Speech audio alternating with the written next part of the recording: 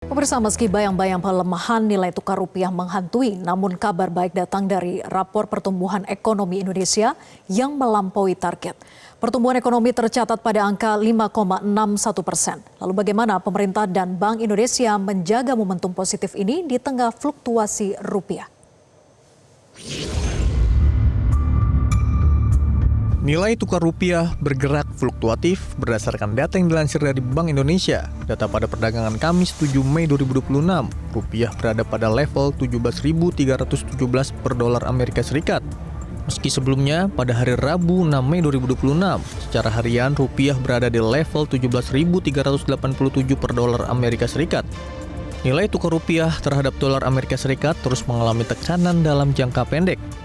Gubernur Bank Indonesia, Peri Warjio menyampaikan bahwa tekanan pada rupiah saat ini dipicu oleh harga minyak dunia yang tinggi serta kenaikan suku bunga acuan Bank Sentral Amerika Serikat. Kondisi ini turut mengerek imbal hasil obligasi pemerintah AS tenor 10 tahun ke level 4,47% yang memicu aliran modal keluar dari pasar negara berkembang. Selain faktor global, tekanan juga datang dari sisi musiman domestik pada periode April hingga Juni. Meningkatnya permintaan falas untuk pembayaran dividen korporasi, pelunasan utang, serta kebutuhan ibadah haji menjadi penyebab utama. Yang pertama, nilai tukar sekarang itu under value. Under value dan ke depan kita yakini akan stabil dan menguat. Kenapa under value? Tadi disampaikan oleh Pak Menko Bergon, fundamental kita itu kuat. Pertumbuhan sangat tinggi, 5,61%, inflasi rendah. Kredit juga tumbuh tinggi, cadangan devisa juga kuat. Nah, ini adalah fundamental yang menunjukkan mestinya rupiah itu akan stabil dan cenderung menguat. Nah, kenapa dalam jangka pendek ini ada tekanan-tekanan nilai tukar? Sebabnya ada dua, yaitu ada faktor global dan kemudian pada faktor-faktor musiman. Meski saat ini dinilai under value, Bank Indonesia meyakini rupiah akan stabil dan menguat.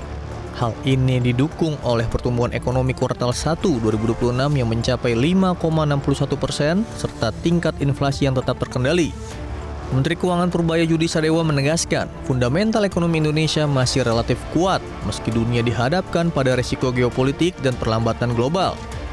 Pemerintah akan terus menyiapkan langkah antisipasi untuk menjaga stabilitas ekonomi. Salah satunya dengan menyiapkan berbagai insentif bagi industri padat karya, kendaraan listrik, hingga sektor ekspor yang saat ini menghadapi tekanan pasar internasional. 9, sekarang 5,61, dibanding sebelum-sebelumnya 5 atau di bawah 5 sedikit kan. Jadi ekonomi kita sedang mengalami akselerasi.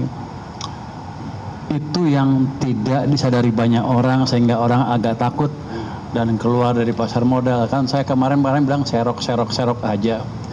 Kalau mereka ikut mesti nanti ke depan akan untung banyak. Tapi jelas ekonomi sedang menuju pertumbuhan yang lebih cepat.